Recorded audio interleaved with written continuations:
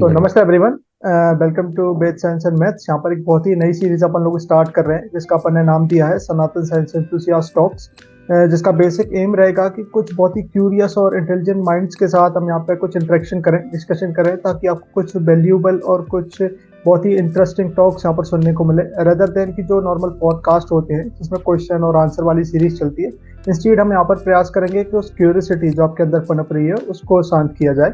That is the basic aim of this talks या फिर podcast जैसे हम कहें, नाम है जिसका सनातन साइंस एंथुसियास्ट टॉक्स। और आज हमारे साथ रवि सिंह चौधरी भैया हैं। He is an author. इनकी अभी रिसेंटली बुक आई है ऋषि इंटेलिजेंस। मैं पर्सनली अगर इस बुक को बताता हूँ आपको, ऋषि इंटेलिजेंस पर्सनली मैंने इस बुक को पढ़ा है एंड अगर मैं एज एन रिकमेंड नहीं करूंगा, it is must read for everyone, खास करके उस व्यक्ति के लिए जो अभी एज एन स्कूल स्टूडेंट है या कॉलेज स्टूडेंट है। और अगर क्यूरियोसिटी मन के अंदर है, आपको साइंस को एक्सप्लोर करना अच्छा लगता है, उन टॉपिक्स को टच करना अच्छा लगता है जो जनरली आपके टीचर्स टच नहीं करते, then this book is must for you. इस बुक को अवश्य पढ़ें। बाकी आओ बात करते हैं रवि भैया से, उनके साथ कुछ अच्छे हेल्दी कॉन्वर्सेशन स्टार्ट करते हैं। सो नमस्ते रवि भैया, आपका भी बहुत बहुत स्वागत है बेथ साइंस एंड मैथ्स पर। नमस्ते। जी, सो एज एन आप यदि इसमें कुछ ऐड करना चाहते हैं तो बताइए अपनी बुक के बारे में, या फिर एज एन आप अपनी पर्सनल कुछ एक्सपीरियंसेस शेयर करना चाहते हैं, देन प्लीज।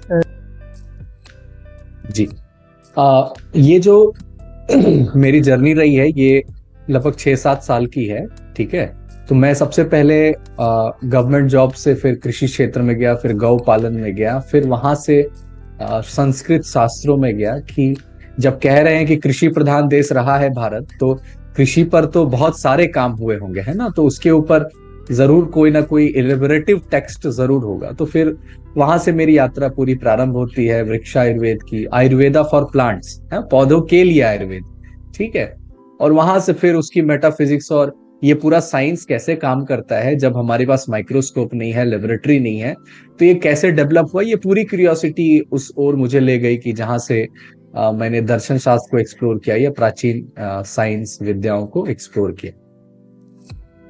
हाँ, so since you have mention काफी पॉइंट्स, इन वैलिड पॉइंट्स को अपन थोड़ा सा आगे लेंगे। ये जो पॉइंट आपने रखा कि क्योंकि हमारे पास माइक्रोस्कोप नहीं था तो इन सभी साइंसेस को कैसे एक्सप्लोर किया, जो भी हमारे प्राचीन वैज्ञानिक रहे उन सभी ने।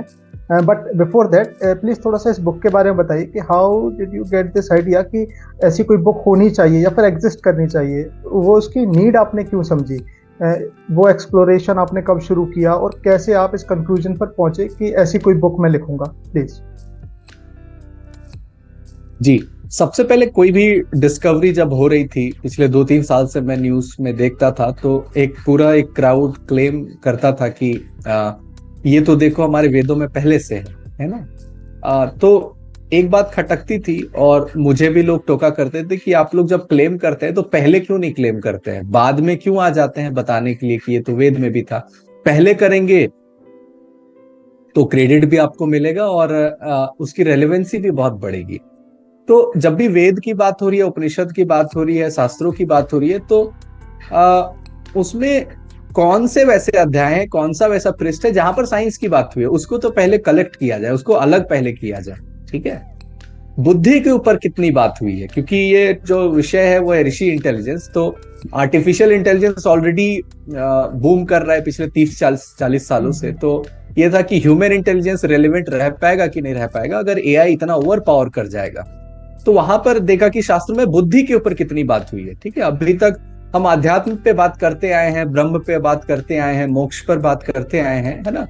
तो अगर हम उन चीजों को समझने की कैपेसिटी रखते हैं जो दिखाई तक नहीं देती है, बहुत हार्ड टू कॉम्प्रीहेंड है, तो जो दिखाई देती है भौतिक है, उसको भी ज्ञान मार्ग कहीं ना कहीं उसको डिकोड कर सकता है, उसको ढूंढ सकता है। तो वो मेथडोलॉजीज ढूंढने की जो कला है, रिसर्च करने की जो कला है, वो मेथड अगर हमें पता है, हाउ अगर पता है, तो हम नए चीजों में इनोवेशन फिर से ला सकते हैं। हम बार बार व्हाट पे जो अटके हुए रह जाते हैं कि अच्छा नालंदा अगर रहता तो हम इतने एडवांस रहते। तो मुझे ये थोड़ा अजीब लगता है क्योंकि बहुत लोग को ये नहीं पता है कि 1 करोड़ से ज्यादा पांडुलिपियां अभी भी बची हुई है। तो जो बची हुई है उसको ना म्यूजियम की तरह ना ट्रीट करके अगर उसको हम एक लाइव साइंसेस, लाइव सब्जेक्ट की तरह ट्रीट करें तो बेहतर होगा। लेकिन अब होता क्या है कि अगर किसी के हाथ में संस्कृत शास्त्र आता है, शिल्प शास्त्र आता है, तो वो फिर उसको पढ़ेगा कैसे?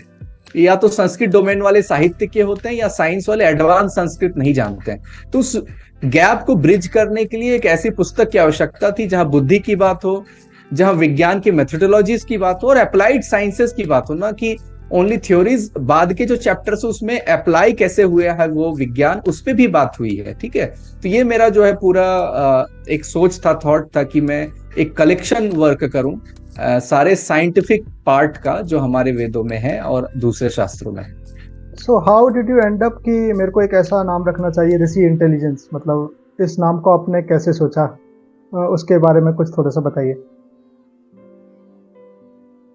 देखिए, मेरा एंटरप्रेन्योरशिप का क्षेत्र रहा है। ठीक है, मैं लेखक तो बाद में बना हूं, तो मुझे क्या क्लिक करता है व्यक्ति के दिमाग में, क्या उसको ट्रेंडिंग टॉपिक उसको क्या समझ में आती है। तो ऋषि प्रज्ञा में लिख सकता था पुस्तक का नाम, लेकिन ऋषि प्रज्ञा लिखते ही फिर ये हो जाता कि ये कोई 40-50 साल पहले किसी वृद्ध पुरुष ने लिखा है, जिसमें बहुत अच्छी अच्छी बातें हैं, बट उसमें संस्कृत इतना कठिन होगा, हिंदी इतना कठिन होगा कि हम शायद कॉम्प्रिहेंड ना कर पाए। अब इंटेलिजेंस वर्ड क्या है कि लोगों को ऋषियों के बारे में, कई व्यक्तियों को उतनी जिज्ञासा नहीं है कंपेयर टू उनका इंटेलिजेंस बढ़ जाए। ठीक है, तो ऋषि इंटेलिजेंस का सेंस ये था कि ह्यूमन इंटेलिजेंस का एक टॉप पोटेंशियल, हाईएस्ट पोटेंशियल क्या हो सकता है, एक आम व्यक्ति कहां तक जा सकता है, तो एक मनुष्य रूप में ऋषि तक ही जा सकता है ना।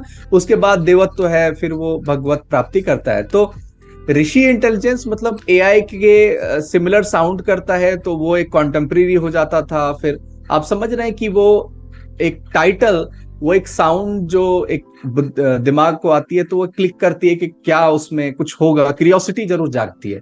तो ये एक सेंस था कि इसको हम ऋषि इंटेलिजेंस नाम से लिखें। जी एग्जैक्टली, मैंने ये ना आउट ऑफ क्यूरियोसिटी ही पूछा ये क्वेश्चन, एज एन मेरा कोई उसको एक्सपेंड करने का नहीं था। बाकी जैसा कि आपने इसका एक बहुत अच्छा एक्सप्लेनेशन दिया। बाकी लोग गुरु लोग, मैं बता दूं कि जो भी भैया ने बताया ये बेसिकली आपको एक स्पॉइलर दे दिया है अबाउट द बुक। अगर मेरे से पूछोगे, क्योंकि मैंने बुक पढ़ ली है, तो प्रीफेस में आपको काफ़ी कुछ यही सिमिलर मिलेगा। सो एज एन मैं फिर से रिकमेंड करूंगा कि यदि बुक नहीं ली है तो आपको इस वीडियो के डिस्क्रिप्शन में ही बुक का अमेजोन लिंक मिल जाएगा, वहाँ से बुक को ज़रूर परचेज करना। ये कोई पेड प्रमोशन नहीं है, एज इन कुछ नहीं है, आपको एज इन बड़े भाई या छोटे भाई जो भी मानो उसके नाते बता रहा हूँ। It is an must read for every Sanatan science enthusiast, जो भी हमारे इस कम्युनिटी के मेंबर्स हैं उन सभी के लिए। और हाँ सौरभ भैया, नेक्स्ट पढ़ते हैं। एज इन आपने उस चीज़ का मेंशन किया कि क्योंकि ये प्रश्न कई बार ये रखा जाता है कि डिस्कवरी होने के बाद कि तुम्हारे वेदों में या फिर तुम्हारे जो भी एंशिएंट स्क्रिप्चर्स हैं उसमें यदि ये सब चीज़ें थी तो तुमने पहले क्यों नहीं बता दिया ताकि क्रेडिट आपको मिलता। तो ऐसे ना आपको रीजन क्या लगता है कि इसके पीछे एक, अगर एक ब्रॉड स्पेक्ट्रम में हम सोचने जाएं तो क्या रीजन है कि हमारे रिसर्चर्स उस साइड नहीं देखते हैं, या फिर वो मार्केटिंग ठीक से नहीं होती है कि इन चीज़ों को बहुत अच्छे से स्टेब्लिश कर दिया जाए, जिनको मतलब जब वेस्टर्न वर्ल्ड में सब डिस्कवरीज हो जाती हैं तो हमारे साइंस को, विज्ञान को बेसिकली सीडो साइंस कह के वो लोग एक थप्पा लगा देते हैं। सो इसके लिए क्या किया जाना चाहिए और ये कहाँ चूक रहे हैं हम? क्या ये मार्केटिंग वाला पार्ट है, या फिर ये रिसर्च फील्ड वाला पार्ट है, या फिर हमारे पास वो माइंड्स ही नहीं है, यंग माइंड्स, जो इस फील्ड को अपने पास्ट से, अपने एंशिएंट जो ज्ञान था उससे कनेक्ट कर पाए? जी, सबसे पहले मैंने एक पेपर भी पब्लिश की थी, डीकोलोनाइजेशन ऑफ माइंड। ठीक है, तो माइंड क्या है, सबसे पहले कॉलोनाइज होता है और फिर लास्ट में पॉलिटिकल पावर ग्रैब करता है कोई फॉरेन पावर। जब आजादी मिलती है तो सबसे पहले पॉलिटिकल पावर से आजादी मिलती है, लेकिन जो सबसे अंत में जो स्वतंत्रता होती है वो मानसिक स्वतंत्रता होती है। आप 47 में जरूर आजाद हुए हैं, लेकिन आपका जो कल्चरल इम्पैक्ट है, जो इमिटेट करना है वेस्ट को, यूरोप को, यूएस को, वो अभी भी हम फ्री नहीं है। ठीक है, माइंड क्या है हमारा, कॉलोनाइज्ड है। अपने मास्टर्स को इमिटेट करना, धोती पहनने में शर्म आना, ये एक एग्जांपल मैं दे सकता हूं। या फिर कोई रैंकिंग आती है कि हैप्पीनेस इंडेक्स में भारत इतना है, उन्होंने कहा, आधे लोगों ने मान लिया। ठीक है, तो इसको कहते हैं कॉलोनाइज्ड माइंड, कि वेस्ट से जो आएगा, योग जब योगा बनेगा या फिर रीपैकेज होके आएगा, इंग्लिश में आएगा, तब लोग मानते हैं। तो ये तो सबसे बड़ा ब्लॉकेज है इनोवेशन के लिए कि हम इनोवेट नहीं कर सकते हैं। ये अभी तक ये कॉन्फिडेंस जो है कई लोगों में नहीं है। और खास करके कि संस्कृत में वो मिलेगा, इसका तो बहुत दूर दूर तक नाता नहीं लगता लोगों को, ठीक है। तो जो एक सेंस आता है कि संस्कृत टेक्स्ट एक रिलीजियस टेक्स्ट होगा, जिसमें रिलीजन की बात होगी, डिस्क्रिमिनेशन है बस उसमें, कास्ट सिस्टम है बस उसमें, वो बड़ा रिग्रेसिव है या प्रिमिटिव है, आज के टाइम के अकॉर्डिंग नहीं होगा। ये जब परसेप्शन बनता है तो कोई उधर जाता नहीं है, जब जाएगा नहीं तो पढ़ेगा नहीं, फिर उसे मिलेगा नहीं, ठीक है। तो ये प्रॉब्लम मार्केटिंग का नहीं, ये प्रॉब्लम है कि अपने विरासत को सम्मान नहीं देना और उसके प्रति सीरियस नहीं होना, और तब सीरियस होना जब वेस्ट आपके साथ कोलैबोरेट करता है तो, ठीक है। और दूसरा ये कि साइंस जो है वो पब्लिकेशन हाउस कंट्रोल ज्यादा करते हैं, ठीक है। तो मैंने जहां तक देखा है कि मैंने एक एग्रीकल्चर में एक प्रपोजल दिया था कि इसको वैलिड कर सकते हैं, वैलिडेट कर सकते हैं क्या रिसर्च के थ्रू। तो जब मैंने वो पॉइंट समझाया तो उन्होंने कहा कि ये हमारे रिसर्च मेथोडोलॉजी में फिट नहीं बैठेगा। अब देखिए, उनके मेथड में कोई चीज फिट नहीं बैठता है तो वो उसको स्यूडो साइंस कह देते हैं, पॉइंट ये है, ठीक है। तो हमने कहा कि नहीं, मेथड फिर ऑल्टरनेटिव होनी चाहिए, कि एक दूसरा कोई मेथड होना चाहिए जो इन चीजों को वैलिडेट करे, क्योंकि इसका एक रिजल्ट जरूर आ रहा है, ठीक है। ये देखना बड़ा जरूरी है कि अगर वो काम नहीं करता तब आप उसको स्यूडो साइंस बोलते हैं। अगर उसका कॉज एंड इफेक्ट है, कुछ हमने किया, कुछ एक रिजल्ट मिला जो रिपीटेटिव है, उसको रिपीट किया जा सकता है, तो वो साइंटिफिक इन नेचर होगा। तो यहां पर एक चीज है, पहला डीकोलोनाइज्ड माइंड चाहिए, दूसरा पब्लिकेशन हाउस के अंडर में जो क्लच में फंसे हुए हैं उसका एक हमको ऑल्टरनेटिव देखना होगा। ये दो जो है आपका एक एंगल आता है कि एंशिएंट साइंसेस क्यों आगे अभी तक नहीं आई थी। जी जी। सो एज एन आपने एक पॉइंट भी यहाँ पर रखा संस्कृत का, कि कुछ लोगों को ऐसे विश्वास ही नहीं होता है कि विज्ञान संस्कृत में भी एग्जिस्ट कर सकता है। तो क्या ये भाषा की भी अपन एक वो कह सकते हैं कि कई लोगों को सिर्फ ये लगता है कि जैसे अगर मैथमेटिकल एक्सप्रेशन अगर किसी का है तो वो ही साइंस को एक्सेप्ट की जाएगी, मतलब जैसे प्रूफ अगर देना है तो या तो ऑब्जर्वेटरी प्रूफ दो, या फिर एक्सपेरिमेंटल प्रूफ दो, या फिर मैथमेटिकल इक्वेशन आप उसके सामने रखो। तो यदि अपन किसी चीज को सिर्फ संस्कृत भाषा में रखते हैं तो क्या भाषा सिर्फ वो मीडियम नहीं है जिससे ज्ञान एक से दूसरे व्यक्ति तक पहुंच रहा है, या फिर भाषा भी एक बहुत ही इंपॉर्टेंट कड़ी है? आपको इस बारे में क्या लगता है एजेंट? देखिए, सिंबॉलिक जो अगर हम कहें कि लैटिन सिंबल या ग्रीक सिंबल की जो आदत हुई है कि वही साइंस की भाषा है, और हमारे यहाँ क्या हो जाता है कि कविता में आपको दिखाई देगा कि हमने विज्ञान को लिख दिया है। तो कविता में अगर लिख दिया है तब तो ये अभी तक क्या लगा था कि कविता में भावनाएं होती है, कविता में ब्यूटी होता है, कविता में जो है वो साइंस नहीं हो सकता है एटलीस्ट, ठीक है। अब यहाँ पर ये बात भी समझना बड़ा जरूरी है कि गद्य को पद्य में लिखना, कविता में लिखना वो और ज्यादा कठिन कार्य होता है। तो साइंस को संगीत में बांधना ये और कठिन कार्य रहा होगा, ठीक है। तो ये तो आपको अंदर जाके देखना पड़ेगा कि वहां पर है कि नहीं, एक ओपन माइंड से आपको वहां पर जाना पड़ेगा, तब आपको समझ में आएगा कि वहां पर भी साइंस है, ठीक है। तो इट्स ऑल अबाउट पर्सपेक्टिव, है ना। आपका डीकोलोनाइज्ड माइंड है, नहीं हुआ है, तो पहले इस बात को आप मानिए। जैसे कोलगेट पहले कहता था कि चारकोल की पहले बुराई करता था, सॉल्ट की बुराई करता था ना, जब पहले एडवर्टाइजमेंट देते थे।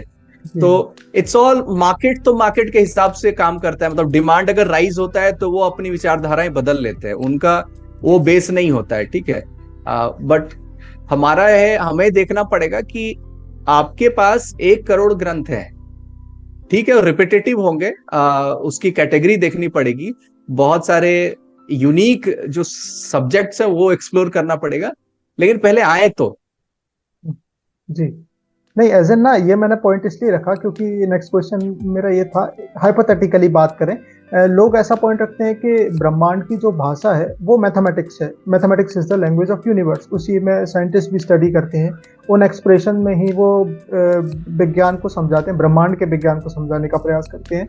तो क्योंकि मैथमेटिक्स भी ह्यूमन के द्वारा ही इवॉल्व की हुई भाषा है, ह्यूमंस ने ही इस भाषा को बनाया है, और अगर अपन एक और हाइपोथेटिकल सिचुएशन लें कि संभवतः और भी प्लैनेट्स हैं, और भी कई सारी गैलेक्सीज हैं जिनमें और भी प्लैनेट्स पर लाइफ्स हैं, वो भी किसी ना किसी लैंग्वेज में प्रयास तो कर ही रही होंगी, क्यूरियोसिटी तो उनके अंदर भी होगी, कि हम भी ब्रह्मांड को जाने, वो भी अपनी एक भाषा में इस चीज को समझ रहे हो। तो क्या एक ऐसी यूनिवर्सल भाषा हो सकती है पूरे ब्रह्मांड की जिसमें यह स्टडी की जाए? तो जब ऐसी अलग अलग भाषाओं में स्टडी हो सकती है तो फिर संस्कृत में क्यों नहीं? ये तो एज एन पॉइंट है। और क्या आपको क्या लगता है कि क्या एक ऐसी भाषा है जो फुल प्रूफ भाषा है, जैसे हर आयाम को अपन टच कर सकते हैं, ब्रह्मांड के हर चीज को समझ सकते हैं? क्या वो ऐसी भाषा हो सकती है? जी, भाषा की जब बात आती है तो सबसे पहले उसकी वोकेबलरी देखी जाती है कि वो कितना रिच है, उसके शब्द जो हैं वो कितने ज्यादा हैं, कितने आयाम को वो कवर करते हैं। तो ऑब्वियसली संस्कृत एक तो कंप्लीट लैंग्वेज है ना, वो अधूरा नहीं है। ठीक है, वो अगर उसमें अष्टाध्यायी को हम जोड़ दे या फिर पूरी भाषा को अगर हम देखते हैं। और ये जो आपने लैंग्वेज ऑफ यूनिवर्स शब्द की बात की, ये तो चर्च से आया था, क्योंकि चर्च के अगेंस्ट में साइंस था, तो उनको मैथमेटिक्स एक सही लगा कि हम जो हैं साइंस के एंटाई खड़े हो सकते हैं। इसलिए उसमें आप देखिएगा एक्सोमेटिक अप्रोच है शुरू में, है ना। जैसे बाइबल चलता है कि एक कमांडमेंट्स है, 10 कमांडमेंट्स है, तो ऐसे वो कहते हैं कि एग्जाम्स है जिसको प्रूव नहीं किया जा सकता है, and this is language of God. तो ये लाइंस जो है ये चर्च से आया था। ठीक है, तो अब यूनिवर्सल लैंग्वेज क्या है वो तो देखना पड़ेगा, लेकिन भाषा ऑब्वियसली रिप्रेजेंटेशन ही होती है। जो भी हम एक्सप्रेस करना चाहते हैं वो कितने बेहतर ढंग से कर रहे हैं, कितना सटीक कर रहे हैं, वो फिर देखना पड़ता है। हाँ, सो कहीं ना कहीं ये इंफीरियरिटी कॉम्प्लेक्स वाली ही बात है कि हम अपनी भाषा को लेकर थोड़ा सा इंफीरियर फील करते हैं, और जब बेस्ट से कोई चीज आती है तो उसको आसानी से एक्सेप्ट कर लेते हैं। ओके, सो नेक्स्ट आपने एज इन इस बुक में ही आके मेंशन किया है कि ऋषि इंटेलिजेंस इज ट्रांसडेंटल, यानी कि इस चीज़ को थोड़ा सा और मेरे लिए एलेबोरेट कर दीजिए, क्योंकि वहाँ मतलब मेरे को काफ़ी एम्बिगुअस लगा ये आपका जो सेंटेंस था। एग्जैक्टली आप इससे क्या एक्सप्लेन करना चाहते हो, मतलब ऋषि इंटेलिजेंस इज ट्रांसडेंटल प्लीज? इस बुक से मैं क्या एक्सप्लेन करना चाहता हूँ ये आप बोल रहे हैं? नहीं, ऋषि इंटेलिजेंस वर्ड से आपने एज इन मेंशन किया बुक में कि ऋषि intelligence is transcendental in nature, right? एक जगह आपने मेंशन किया है पेज नंबर 19 या 20 पर, कि वो एज इन सिर्फ ऑब्जर्वेशन या एम्पेरिकल एक्सप्रेशन से भी आगे है ऋषि इंटेलिजेंस। सो क्या आप यहाँ वो एंशियंट वैज्ञानिकों की बात कर रहे हो, उनके विज्ञान और उनके कौशल की बात कर रहे हो यहाँ पे? सो इससे एग्जैक्टली क्या बताना चाहते हो? जैसे कि कई बार ऐसा पॉइंट भी रखते हैं कई लोग कि आपके पास तो माइक्रोस्कोप्स ही नहीं थे भाई, इलेक्ट्रॉन माइक्रोस्कोप्स नहीं थे, तो आपने इतना अंदर जाके कैसे एक्सप्लेन कर दिया? जैसे वैशेषिक का सूत्र में महर्षि कर्नाड ने कैसे लिख दिया कि 2 टाइप्स के एटम्स होते हैं, या फिर क्या इनका क्लासिफिकेशन है, जब आपके पास एज इन वो इंस्ट्रूमेंट ही नहीं है जो उनके अकॉर्डिंग प्राइमरी आपका रीजन होना चाहिए, या फिर प्राइमरी सोर्स होगा आपकी इंफॉर्मेशन का, वो आपके पास नहीं है, तो आप कैसे उसे एक्सप्लेन कर रहे हो? सो उसी का आपने यहाँ पे मेंशन किया कि ऋषि intelligence is transcendental in nature. तो इससे एग्जैक्टली आप क्या एक्सप्लेन करना चाहते हो, वो थोड़ा सा बताइए। ठीक है, ट्रांसडेंटल वर्ड मतलब यहाँ हो जा रहा है परे, बियॉन्ड, समथिंग बियॉन्ड, है ना। समथिंग जो हमारा डे टू डे कॉग्निशन है, वो हम कहते हैं कि लॉजिक पे बेस्ड है, मन पे बेस्ड है, बुद्धि पे बेस्ड है ना, चित्त पे बेस्ड है। और साइंस जो है वो डेटा बेस्ड है, मैथमेटिकल इक्वेशंस, एल्गोरिथम, थ्योरम्स इस पे बेस्ड है ना, इंपेरिकल एनालिसिस पे बेस्ड है। हम उसको रिसर्च करते हैं, रिपीट करते हैं, उसके डेटा को रिकॉर्ड करते हैं, फिर एक जज करते हैं कि ऐसा कुछ लॉ रहा होगा, है ना। तो फंडामेंटली हम क्या करते हैं कि सेंस परसेप्शन से चीजों को लेते हैं। ठीक है, मतलब इंद्रियों का हम प्रयोग करते हैं। अगर आंख को लगता है कि हमारा वीक है तो हम टेलीस्कोप और माइक्रोस्कोप बनाते हैं। ठीक है, हमें लगता है कि हमारा लॉजिक और इन्फेरेंस वीक है तो हम data analysis, graph, chart plot करते हैं। लेकिन हम उस मेथड को ही अपग्रेड करते हैं जो ऑलरेडी है, मतलब सेंसरी परसेप्शन और बुद्धि का प्रयोग और मन का प्रयोग, है ना, और स्मृति का प्रयोग, पास्ट मेमोरीज का प्रयोग। ठीक है, ट्रांसीडेंटल करने का क्या मतलब है कि हम इन सारी मेथड्स का यूज नहीं कर रहे हैं। ठीक है, जैसे कि मैं एक प्रश्न बहुत लोगों को पूछता हूं कि ये भगवान बुद्ध बैठ रहे हैं पीपल पेड़ के वृक्ष के नीचे और कह रहे हैं कि कोई प्रोफेसर नहीं है, कोई टेक्स्ट नहीं है, डिस्कशन नहीं है, और कह रहे हैं विचार शून्य है, तो ज्ञान प्राप्ति कैसे हो गई, है ना। कुछ नहीं हो रहा है तो उससे कैसे ज्ञान प्राप्ति हो सकती है? तो उसमें इस बात को समझने की आवश्यकता है कि जब आप कहीं दूर से कोई आवाज आ रही है उसको सुनना है, तो आप क्या करते हैं, टीवी का साउंड कम करते हैं, फिर आपस में जो बात कर रहे हैं थोड़ा बोलते हैं थोड़ा शांत हो जाओ तुम, फिर पंखे को थोड़ा बंद करते हैं। तो क्या होता है कि आपको नॉइजेस को जब आप बंद करते हैं तब एक दूसरी वॉइस कुछ और आपको सुनाई देती है। तो मन क्या है, हमारे साइकोलॉजी में, इंडियन साइकोलॉजी में इसको एक प्रॉब्लम कहा गया है, ठीक है। तत्व ज्ञान के लिए, मतलब एग्जैक्ट नॉलेज आपको लेना है, तो मन is not the true instrument, और सेंस ऑर्गन भी ट्रू इंस्ट्रूमेंट नहीं है। तो अगर सेंस ऑर्गन में ही प्रॉब्लम है तो फिर इंस्ट्रूमेंट तो उसका ही अपग्रेडेशन है, तो इंस्ट्रूमेंट्स मतलब यूज हम नहीं कर रहे हैं, इसका मतलब लॉजिक भी नहीं कर रहे हैं, इन्फेरेंस भी नहीं कर रहे हैं। तो कोई ये कह सकता है ये तो अनसाइंटिफिक हो गया, क्योंकि ये इलॉजिकल हो गया। लेकिन बात वही है कि कोई चीज इलॉजिकल है तो फॉल्स नहीं हो जाती है। जैसे इमोशंस, दो व्यक्ति का जो इमोशंस है, दो एक दूसरे को क्या लगेगा कि ये इलॉजिकल इमोशंस है उसके अंदर, लेकिन वो रियलिटी है उसकी, भले आपको इलॉजिकल लगे। तो जीवन में कई घटनाएं लॉजिकल नहीं लगती हैं आपको, लेकिन हो रही होती हैं। तो लॉजिक से ट्रूथ का सीधा सीधा संबंध तो है, बट इलॉजिकल होने से फॉल्स हो जाएगा, वो नॉन एग्जिस्टेंट हो जाएगा, ऐसा कुछ नहीं है, ठीक है। तो मन जब प्रॉब्लम है तो हम जो क्या कर रहे हैं कि चित्त की वृत्तियों का निरोध करने के लिए योग कर रहे हैं, मतलब जो सेसेशन ऑफ माइंड है उसको यूज कर रहे हैं। तो माइंड का ही यूज हम बंद कर रहे हैं। सीधी पैराडॉक्स कि हम जब कुछ जानना चाहते हैं, ज्ञान प्राप्ति करना चाहते हैं, वहां पर माइंड को ही बंद करने की बात हो रही है। ये कॉन्ट्राडिक्टरी है, ये पैराडॉक्सिकल है, और इसीलिए ये कई व्यक्तियों को समझ में नहीं आती है कि साइलेंस में क्या हो सकता है, ठीक है। लेकिन बात वही है कि अनुभव से तर्क आपको समझ में आएगा। जिस चीज का आपको अनुभव नहीं है उसका आप तर्क नहीं लगा सकते, है ना। जीवन में जिस चीज का एक्सपीरियंस है उसका ही लॉजिक आप बिल्ड कर पाते हैं। इसका एक एग्जांपल है कि दो व्यक्ति हैं, बुक में भी मैंने दिया है कि दोनों को देखने नहीं बोला गया ऊपर, लेकिन बताना है कि पंखा घूम रहा है कि नहीं घूम रहा है। तो एक ने कहा नहीं घूम रहा है, तो बोला आवाज नहीं आ रही थी। एक ने कहा कि हाँ नहीं घूम रहा है क्योंकि हवा नहीं लग रहा है। फिर दूसरे केस में बोला गया कि पंखे को देखो, तो देखा कि घूम रहा है वो। तो उनका एजम्पशन ये था कि हर पंखा आवाज करता है और हर पंखे से हवा आती है। अब ये उनके अनुभव में ही नहीं था, इसलिए उनका लॉजिक या उनका एजम्पशन को फॉलो किया।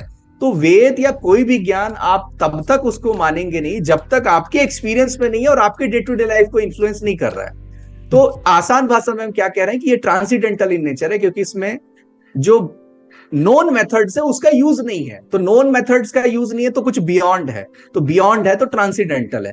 अब वो क्या है उसको जानने के लिए तो बुक पढ़ना पड़ेगी एग्जैक्टली। वहां पर जो इंट्रोड्यूस मैं करता हूं पंचकोश को या आत्मा को, तो वो क्या करता है, ठीक है। वो क्या करता है, हम क्या डायरेक्टली नेचर से, प्रकृति से, ऑब्जेक्ट से कनेक्ट होते हैं। समाधि के स्टेज में क्या होता है ना। अगर अभी एक मैं हिंट देना चाहूं तो कह रहे हैं कि सब्जेक्ट ऑब्जेक्ट डाइकोटोमी खत्म हो जाती है। जिस चीज के बारे में आप जानना चाहते हैं उस पे ही अगर समाधि प्राप्त करते हैं तो आप वही बन जाते हैं। आप में और उसमें आपको कभी डिफरेंस ही पता नहीं चलेगा। जो मैंने कहा है कि नाभि पर समाधि प्राप्त करने से पूरी बॉडी की एनाटॉमी पता चल जाती है। आपको बॉडी काटने की जरूरत नहीं है कि कहाँ आर्टरी है, वेन्स है, हार्ट कहां पर है। समाधि से पूरा का पूरा बॉडी एनाटॉमी आपको पता चल जाता है। उसी प्रकार तारे पे जो मेथड मैंने पूरा दिया है कि कैसे ध्रुव तारे पर वो प्राप्त करने से मोशंस पता चलते हैं। तो यहां पर शरीर ही लैब है, शरीर ही इंस्ट्रूमेंट है। और ऑब्वियसली शरीर को या एआई या किसी रोबोट को सामने रखे तो कहेंगे न्यूरॉन्स या न्यूरल नेटवर्क किसका कॉम्प्लेक्स है या कौन कॉम्प्लेक्स मशीन है सबसे ज्यादा, तो ह्यूमन बॉडी को ऑब्वियसली हम सब मानते हैं। तो हमें मैनुअल पता नहीं है उसको यूज कैसे करना है, इस वजह से वो हम फुल पोटेंशियल पे यूज कर नहीं रहे होते हैं। लेकिन हम बॉडी को ही इंस्ट्रूमेंट, बॉडी को ही लैब बना के रखे हैं और उससे ही हम ज्ञान की खोज कर रहे हैं, और वो नोन मेथड से परे है। That's why it is called transcendental. Well, great explanation. मैं ये एक्सप्लेनेशन ही थोड़ा सा चाह रहा था। एंड थिंग इज कि जैसा आपने मेंशन किया कि ये बॉडी ही अपनी लैब है, तो एज एन मॉडर्न साइंस जो अभी इवॉल्व कर रही है, बढ़ती जा रही है, और हमारा जो प्राचीन विज्ञान रहा है, इसमें अगर अपन एक बेसिक डिफरेंस देखें तो क्या अपन ऐसा बोल सकते हैं कि मॉडर्न विज्ञान मोर ऑफ फोकस करती है हर चीज़ को मैकेनिकल बनाने पर, ताकि हमारा जो नोन इन्फॉर्मेशन है उससे कुछ एप्लीकेशन बेस्ड बनाया जा सके। वहीं हमारे प्राचीन विज्ञान का एम एग्जैक्टली ये नहीं था। तो अगर बात करें कि फिर उसका एम क्या था हमारे प्राचीन विज्ञान का, हमारे ऋषि मुनि जो भी थे, क्या वो सिर्फ क्यूरियोसिटी ड्रिवन थे कि क्योंकि बहुत ज़्यादा क्यूरियस थे तो इस क्यूरियोसिटी को शांत करने के लिए वो ज्ञान की ओर जाते थे, या फिर उनका क्या एक प्रोस्पेक्टिव था, एम क्या था इस ज्ञान अर्जन के पीछे? देखिए, अगर आयरन पिलर दिख रहा है दिल्ली में, या एक कॉम्प्लेक्स टेम्पल दिख रहा है जिसको ये कह देते हैं अपने सीरीज में कि ये एंशिएंट एलियंस ने बनाया है, कई चीजें इनको विश्वास नहीं होती है कि ये भारतीय बना भी सकते हैं, इसलिए वो क्या कह देंगे कि कोई एलियन आया था जो कैलाश के पास भी गया, या कैलाश टेम्पल जो महाराष्ट्र में उसको बना दिया। तो एक तो है कि वो समझ नहीं पाते। तो पहला तो है कि प्रत्यक्ष प्रमाण जब आपके सामने है, स्मार्टफोन है आपके पास, तो आप इलेक्ट्रॉनिक्स की ब्रांच, इंजीनियरिंग, अप्लाइड साइंस और साइंस को मानते हैं। तो उसी प्रकार जब आपके सामने आयरन पिलर है तो आप बोलेंगे कि मेटलर्जी की समझ रही होगी, जियोलॉजी की समझ रही होगी, ओर एक्सट्रैक्शन की समझ रही होगी, केमिस्ट्री की समझ रही होगी, फिजिक्स की समझ रही होगी, तभी वो प्रोडक्ट बनेगा। ये टेम्पल में अगर हम देखें तो आर्किटेक्चर है, तो सिविल इंजीनियरिंग है, तो आपको इंजीनियरिंग के लिए साइंस और मैथ्स की समझ होनी चाहिए, तब जाके इंजीनियरिंग होती है। इंजीनियरिंग क्या है? एक बाद का अप्लाइड नॉलेज सिस्टम है। तो क्या है कि जब भी नॉलेज की बात होती है तो अल्टीमेट नॉलेज में ज्यादा लोग शिफ्ट कर जाते हैं या स्लिप कर जाते हैं, तो वहां पर मोक्ष और आध्यात्म आ जाता है, ठीक है। लेकिन अगर कहीं हम बीच में रुकते हैं, कॉन्टेम्प्ररी या समाधि में ही देखेंगे कि उसमें संप्रज्ञात समाधि भी है, प्रज्ञा के साथ वाली समाधि है, ठीक है, जिसमें हम ऑब्जेक्ट्स को समझ सकते हैं, फेनोमेना को समझ सकते हैं, ठीक है, उसमें सिद्धियां प्राप्त हो रही है, लेकिन आप नेचर, एनवायरनमेंट सबको समझ सकते हैं। तो अगर जब प्रिंसिपल्स को जब तक आप समझेंगे नहीं, तब तक आप देखिएगा कि फिजिक्स में भी क्या, फिजिक्स के डेफिनेशन में क्या बताया जाता है कि नेचर का जो लॉ है, नेचर के जो प्रिंसिपल्स हैं, उसको हम समझने का प्रयास कर रहे हैं कि किन नियमों का यह पालन कर रहा है। वहां से फिजिक्स डेवलप हुआ और देन इंजीनियरिंग और प्रोडक्ट्स आए। तो उसी प्रकार अगर आप जो पंच महाभूत है या ब्रह्मांड के मूलभूत नियमों को अगर समझ जाएंगे, तो मतलब फिजिक्स की समझ आने लगी है आपके अंदर, ठीक है। तो प्रोडक्ट्स हैं, आयरन पिलर है, मंदिर है, तो ऐसा नहीं है कि वो सिर्फ आयुर्वेद है आपके पास, है ना, आपके पास योग है, तो कॉग्निटिव साइंस है, न्यूरो साइंस है एक फॉर्म में, मेडिकल साइंस है आपके पास, टेम्पल में सिविल इंजीनियरिंग है। तो ये तो कहना एक अधूरापन होगा कि हम लोग सिर्फ थ्योरी में और ब्रह्म जिज्ञासा में और मेटाफिजिकल, मेटाफोरिकल या अदर वर्ल्डली में ज्यादा इंटरेस्ट रखते थे, क्योंकि अगर सिर्फ उधर इंटरेस्ट रखते तो ये सब तो संभव ही नहीं था। और अचानक से कोई प्रोडक्ट नहीं बन सकता है ना, सभी को यात्रा करनी पड़ती है, वो चाहे विज्ञान हो या इंजीनियरिंग हो, कई वर्षों की यात्रा करनी पड़ती है, तब जाके कुछ सब्सटेंशियल आंखों के सामने दिखता है। तो आप उस चीज को रिवर्स इंजीनियरिंग के तौर पर समझ सकते हैं कि नहीं, सिर्फ इंटरेस्ट परा में नहीं रहा होगा, पारलौकिक में नहीं रहा होगा, व्यवहारिक में भी रहा होगा। जी जी। सो एज एन एक और चीज यहाँ पे अपन लोग एड्रेस कर लेते हैं कि क्योंकि आप मॉडर्न विज्ञान में देखो, मॉडर्न साइंस में देखो, जितना भी प्रोग्रेस हो रहा है, जितना भी मॉडर्न साइंस आज बढ़ रही है आगे, उसके साथ ही साथ प्रॉब्लम्स भी पीछे पीछे आती जा रही हैं किसी ना किसी रूप में। जो भी कुछ नया एप्लीकेशन आता है, कुछ भी नया टेक आता है, तो उसके साथ पीछे एक प्रॉब्लम भी होती ही है। वहीं हमारे प्राचीन विज्ञान के एप्लीकेशन देखो तो आप देखोगे कि वो नेचर के साथ बहुत ही घुले मिले, मतलब ऐसा लगता था कि पार्ट ऑफ द नेचर ही है। तो एज इन इससे साफ समझ आता है कि हमारे जो प्राचीन वैज्ञानिक रहे होंगे, जो भी विज्ञान दार्शनिक या फिर जो भी रहे होंगे, उन्होंने इस चीज़ का भी ध्यान रखा कि नेचर को किसी प्रकार का भी हार्म नहीं होना चाहिए। तो एज इन जो आज लोग काफ़ी आगे आ रहे हैं कि क्लाइमेट बिगड़ रहा है, हमें पृथ्वी को बचाना है, एनवायरमेंटलिस्ट जो खड़े हो रहे हैं नए नए, और ये लोगों का अलग अलग अजीब सा तर्क होता है। बट अगर ध्यान से देखा जाए तो जो मूलभूत काम होना चाहिए धरातल पे, वो हमारे जो पूर्वज रहे उनसे अच्छा शायद किसी और ने नहीं किया। तो क्या ये इस कारण से था कि क्योंकि उनके वो विज्ञान भी सीख रहे थे, ब्रह्मांड के बारे में जान रहे थे, एप्लीकेशन उसके बना रहे थे, लेकिन कहीं ना कहीं उनके दिमाग में ईश्वर को लेकर एक चीज़ थी कि हाँ, हमसे ऊपर भी एक सत्ता है, हमसे ऊपर भी पावरफुल कोई एग्जिस्ट करता है और हम उनके ही निमित्त मात्र हैं। तो क्या ये उसका रिजल्ट था कि वो ईश्वर को मान के सब कुछ करते थे, इसलिए सब कुछ सही रहा? और आज जो मॉडर्न साइंस है जो कहती है कि if you believe in science you don't have to believe in God, as in कि आप अगर ईश्वर में विश्वास नहीं करते हैं और सिर्फ साइंस में विश्वास करते हैं तो वो ज़्यादा बेटर माना जाता है। तो क्या ये उसी का डिस्टिंक्शन है जो हमें देखने को मिलता है यहाँ पर? देखिए, हमारा जो साइंस है वो पहले तो पुरुषार्थ मॉडल को फॉलो करता है, ठीक है, कि धर्म, अर्थ, काम और मोक्ष। अगर मॉडर्न साइंस है या वेस्टर्न साइंस है, उसका सोल पर्पस है आपका अर्थ का एक परस्यूट है, या कंफर्ट एक परस्यूट है कि व्यक्ति को हम कितना कंफर्ट दे सकते हैं, उससे बिजनेस कितना बना सकते हैं, ठीक है। उसमें मोक्ष नहीं होता है, उसमें काम होता है और अर्थ होता है, इच्छा की पूर्ति करना और अर्थ का प्राप्ति करना, है ना। धर्म नहीं होता है, ठीक है। अब ठीक है, धर्म को ये रिलीजन में ट्रांसलेट करके बैठे हुए हैं, लेकिन जो वैशेषिक सूत्र भी ये कहता है कि अर्थ और काम को जब तक धर्म बांधेगा नहीं, तब तक मोक्ष का मार्ग प्रशस्त नहीं होगा। तो हम क्या करते हैं कि एक्टिविज्म में ना होकर के हमारा डे टू डे लाइफ ही पुरुषार्थों में बंधा हुआ है, चाहे वो क्यों ना विज्ञान ही हो। हाँ, सो भैया एज एन लास्ट पॉइंट पर थोड़ा सा बढ़ते हैं, ड्यूअलिटी पर थोड़ी सी बात करते हैं कि लाइट की ड्यूअलिटी पर काफी ज्यादा बात होती है। यहीं से क्वांटम मैकेनिक्स का भी दरवाजा मॉडर्न साइंस ने खोला। उसमें आपने बुक में भी यंग डबल स्लिट एक्सपेरिमेंट का मेंशन किया है। यंग डबल स्लिट एक्सपेरिमेंट से ही ड्यूअलिटी की थोड़ी सी बात की जाती है। तो एज एन ड्यूअलिटी सिर्फ लाइट में एग्जिस्ट करती है, या फिर हमें नेचर में ड्यूअलिटी और भी जगह देखने को मिल सकती है आगे जाके, खास करके क्वांटम वर्ल्ड में? और अगर हमारे प्राचीन विज्ञान की बात करें तो उस परिप्रेक्ष्य से ड्यूअलिटी कैसे विथस्टैंड करता है, मतलब उस पर थोड़ा सा प्रकाश डालिए। जी, डुअलिटी मतलब हम क्या कहते हैं कि लाइट वेव है कि पार्टिकल है ना, फोटोन है कि वेव नेचर फॉलो करता है, ठीक है। तो ये कॉन्ट्राडिक्शन, या पहले हम वाईडी से एक्सपेरिमेंट पे अगर आ जाते हैं, यंग्स डबल स्लिट एक्सपेरिमेंट में, तो उसमें हम क्या कहते हैं कि ऑब्जर्वेशन से किस प्रकार का ऑब्जर्वेशन हो रहा है उससे रिजल्ट वेरी कर जाता है, ठीक है। ये एक एरर आता है, हम कह रहे हैं, या हिजनबर्ग अनसर्टेनिटी प्रिंसिपल की पोजीशन एंड मोमेंटम एक फंडामेंटल एरर है।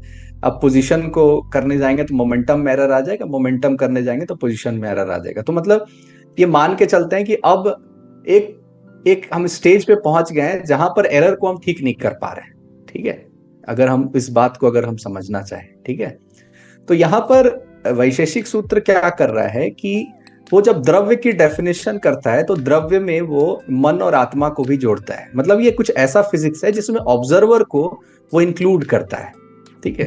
क्लासिकल फिजिक्स में ऑब्जर्वर नहीं होता है, उसमें फ्रेम होता है, inertial frame, non inertial frame, इस तरह की हम बात करते हैं। क्वांटम फिजिक्स में ऑब्जर्वेशन वाला पार्ट आने लगता है, क्योंकि ये एरर जब आया तो ये एक लिमिट था कि अब फिजिक्स जो एक ऑप्टिक्स पढ़ रहे हैं उसका अब एक लिमिटेशन आ गया, अब इसका रियल्म जो है वो क्वांटम में जाने वाला है।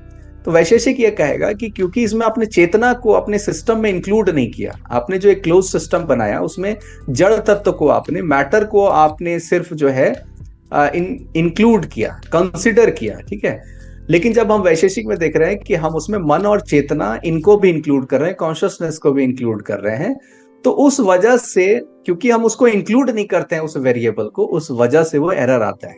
अगर वो इंक्लूडेड रहता है उस एपरेटस में, जो कठिन है आज के रिसर्च मेथोडोलॉजी के हिसाब से, तो ये एरर नहीं आता, ठीक है।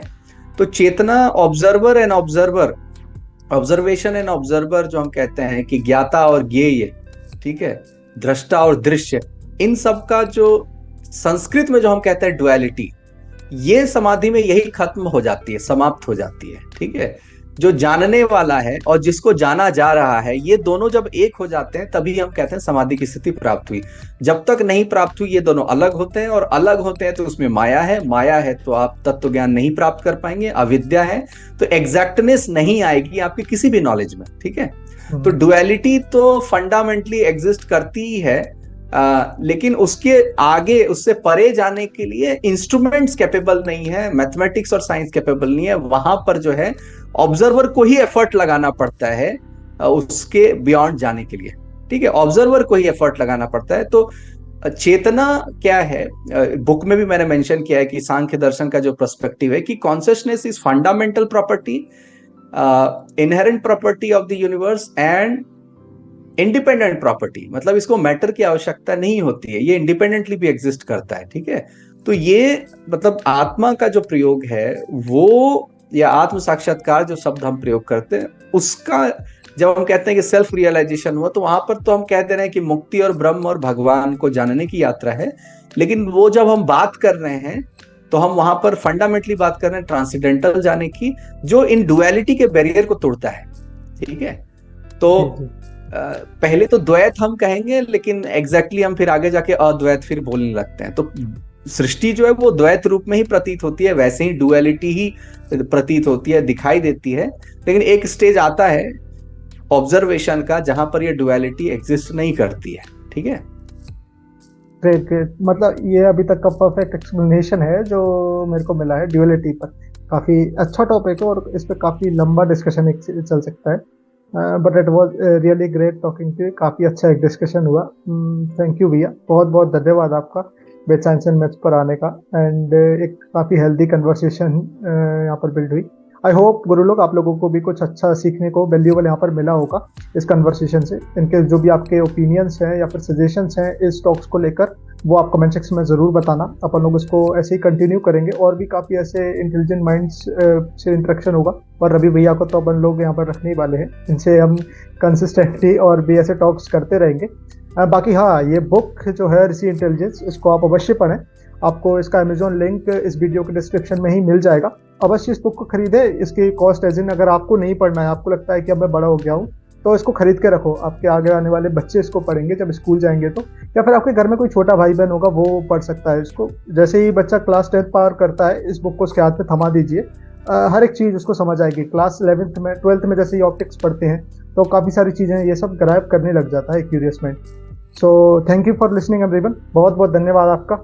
नमस्ते, नमस्ते रवि भैया।